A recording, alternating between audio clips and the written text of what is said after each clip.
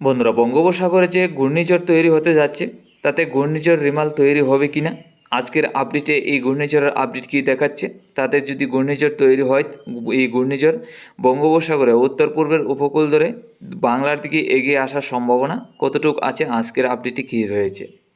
এছাড়া তাপমাত্রা হবে ঊর্ধ্বমুখী দক্ষিণবঙ্গে 40 থেকে 39-এর কাছাকাছি চলে আসবে সর্বোচ্চ। তাতে আজকে এবং আগামীকাল তাপমাত্রা কত ডিগ্রি থাকবে এবং আগামী 19 তারিখ পর্যন্ত তাপমাত্রা কত ডিগ্রি ঊর্ধ্বমুখী হচ্ছে তা আমরা জেনে নেব। এছাড়া নিম্নচাপ বা বৃষ্টির কোনো সম্ভাবনা আছে কিনা, কবে থেকে নিম্নচাপ এবং বৃষ্টি আসতে যাচ্ছে। দক্ষিণবঙ্গে কিন্তু আবারও নিম্নচাপ প্রবেশ করবে, হয়তো আগামী 1-2 দিনের মধ্যে নিম্নচাপ প্রবেশ করতে যাচ্ছে। তো বন্ধুরা, আমরা প্রথমে দেখে নিচ্ছি ঘূর্ণিঝড়ের পরিস্থিতি। আমরা ঘূর্ণিঝড়ের আপডেটে যদি নজর রাখি তাহলে কিন্তু তেমন নিম্নচাপ বা লঘুচাপ আমরা লক্ষ্য করতে পারছি না বঙ্গোপসাগরে। মোটামুটি বঙ্গোপসাগর পরিষ্কার আছে। এরই মধ্যে দক্ষিণের দমকা হাওয়া বইছে, আর শ্রীলঙ্কা এবং তামিলনাড়ুর মধ্যে রয়েছে একটা পাখির মতো। আর কিছু নিম্নচাপও লক্ষ্য করতে পারছি বঙ্গোপসাগরের দক্ষিণের দিকে। তো বন্ধুরা, আজ 14 মে মঙ্গলবার 2024, আজকে থেকে আমরা কিছু নিম্নচাপ লক্ষ্য করতে পারছি শ্রীলঙ্কার সাইড নিয়ে বঙ্গোপসাগরের দক্ষিণের দিকে। তো প্রত্যেক দিনই আজকে থেকে এই নিম্নচাপ বঙ্গোপসাগরের দক্ষিণের দিকে জমা হবে। তারপর আগামী 20 তারিখ 22 তারিখের মধ্যে একটা ঘূর্ণাবর্ত শুরু হবে, আর এই ঘূর্ণাবর্ত থেকেই মোটামুটি লঘুচাপও পারবে আগামী দিনে। দেখুন, 17 তারিখের মধ্যে লক্ষ্য করতে পারছি কিছু নিম্নচাপ আরও বাড়বে, তাতে শ্রীলঙ্কা হয়ে মধ্য বঙ্গোপসাগরের দিকে এগিয়ে আসবে। তারপর 18 তারিখ থেকে 19 তারিখের মধ্যে শ্রীলঙ্কা হয়ে ডাইরেক্টলি কিছু হাওয়া বইবে বঙ্গোপসাগরের একদম পূর্বের উপকূলের দিকে। তা থেকে 19 তারিখের মধ্যে এই আন্দামান দ্বীপপুঞ্জ এবং মায়ানমারের যে উপকূলের মধ্যে সরাসরি চলে যাবে নিম্নচাপগুলি, এবং শ্রীলঙ্কার উপরে যে দক্ষিণের হাওয়া বইবে এই দক্ষিণের হাওয়াও আন্দামান দ্বীপপুঞ্জ এবং মায়ানমারের দক্ষিণের জেলায়। তো বন্ধুরা, 22 তারিখের মধ্যে মোটামুটি নিম্নচাপ আমরা অনেকটাই লক্ষ্য করতে পারছি আন্দামান দ্বীপপুঞ্জ এবং মায়ানমারের দক্ষিণের দিকে। আর এই নিম্নচাপ থেকেই একটা পাক শুরু হবে 23 তারিখের মধ্যে গেলে এই পাকটা মোটামুটি অনেকটাই বাড়বে এবং নিম্নচাপগুলি অনেকটা বাড়তির দিকে। এখন দেখে নিচ্ছি লঘুচাপ। দেখুন, 19 তারিখ থেকেই শ্রীলঙ্কার দক্ষিণের সাইড নিয়ে কিছু লঘুচাপ থাকবে, আর এই লঘুচাপ 22 তারিখের মধ্যে শ্রীলঙ্কার থেকে একদম আন্দামান দ্বীপপুঞ্জ হয়ে মায়ানমারের উপকূলের দিকে চলে যাবে। 23 তারিখের মধ্যে গেলে কিন্তু লঘুচাপ আরও বাড়বে। আগামী 23 তারিখের মধ্যে এই ঘূর্ণাবর্তের মধ্যে লঘুচাপ অনেকটাই বাড়তির দিকে, বাড়ি থেকে অতি ভারী লঘুচাপ, যার কারণে কিন্তু আবহাওয়াবিদরা আশঙ্কা করছেন যে আগামী দিনে এই ঘূর্ণাবর্ত থেকে ঘূর্ণিঝড় তৈরি হতে পারে, ঘূর্ণিঝড় রিমাল।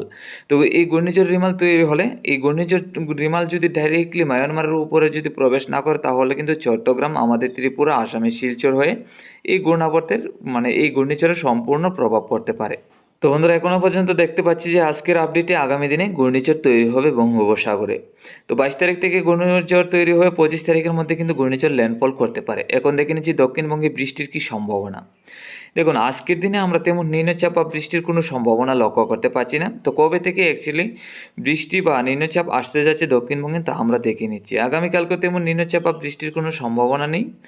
আগামী 16 তারিখের মধ্যে গেলেও তেমন নিম্নচাপ বা বৃষ্টির কোনো সম্ভাবনা থাকছে না। তো 17 তারিখ পর্যন্ত মোটামুটি পরিষ্কার থাকবে। 18 তারিখ থেকে আবারও উত্তরবঙ্গের জেলাগুলির দিকে নিম্নচাপ এবং বৃষ্টির সম্ভাবনা, তাদের শিলিগুড়ি, আলিপুরদুয়ার, গুয়াহাটি, আসামের শিলচর, এদিকে আসামের শিলচরে, করিমগঞ্জ এবং আইলাকান্দি জেলাগুলির মধ্যেও কিন্তু এই নিম্নচাপ এবং হালকা পাতলা বৃষ্টির সম্ভাবনা আছে 18 তারিখ থেকে। এছাড়া ত্রিপুরা, বাংলাদেশের বাকি জেলাগুলি একদম পরিষ্কার থাকবে, নিম্নচাপ বা বৃষ্টির কোনো সম্ভাবনা নেই। তো বন্ধুরা, আগামী দিনগুলিতে আবারও নিম্নচাপ প্রবেশ করতে যাচ্ছে, যা থেকে বৃষ্টির সম্ভাবনা আছে 18 তারিখ থেকে 19 তারিখ 20 তারিখ পর্যন্ত। তো বৃষ্টির সম্ভাবনা আমরা যেটা লক্ষ্য করতে পারছি আগামী দিনগুলিতে কিন্তু বৃষ্টি শুরু হতে পারে আবারও 18 তারিখ থেকে। 18 তারিখ থেকে বৃষ্টি না থাকলেও 19 তারিখ এবং 20 তারিখ থেকে দক্ষিণবঙ্গের একাধিক জেলায় বৃষ্টি থাকবেই। চলে এলাম তাপমাত্রায়। আজকে দুপুরের মধ্যে আমরা লক্ষ্য করতে পারছি ত্রিপুরা, বাংলাদেশের একাধিক জেলায় থাকবে 34 থেকে 35, আসামের শিলচর, করিমগঞ্জ, হাইলাকান্দি এইসব জেলাগুলি থাকবে 34, আলিপুরদুয়ার, শিলিগুড়ি, গুয়াহাটির সাইড নিয়ে থাকবে আমরা লক্ষ্য করতে পারছি 32 থেকে 33। আগামীকাল দুপুরের মধ্যে ত্রিপুরা, বাংলাদেশের তাপমাত্রা থাকবে 35 থেকে 34, 1 ডিগ্রি তাপমাত্রা বাড়বে। আসামের শিলচর, করিমগঞ্জ, হাইলাকান্দি জেলায় থাকবে 34, শিলিগুড়ি, আলিপুরদুয়ার, গুয়াহাটির দিকে থাকবে 32 থেকে 33। তো বন্ধুরা, আগামী দিনগুলিতে তাপমাত্রা কিন্তু আরও ঊর্ধ্বমুখী হচ্ছে। 16 তারিখের মধ্যে তাপমাত্রা সরাসরি চলে যাবে 38 থেকে 39-এর কাছাকাছি সর্বোচ্চ। 17 তারিখের তাপমাত্রা আমরা লক্ষ্য করতে পারছি 39 থেকে 40-এর কাছাকাছি। তো আগামী দিনগুলিতে কিন্তু তাপমাত্রা আরও ঊর্ধ্বমুখী হচ্ছে, তাতে 39 থেকে 40-এর কাছাকাছি চলে আসবে। আগামী 16 তারিখ থেকে তাপমাত্রা আরও 2 থেকে 3 ডিগ্রি করে বাড়বে।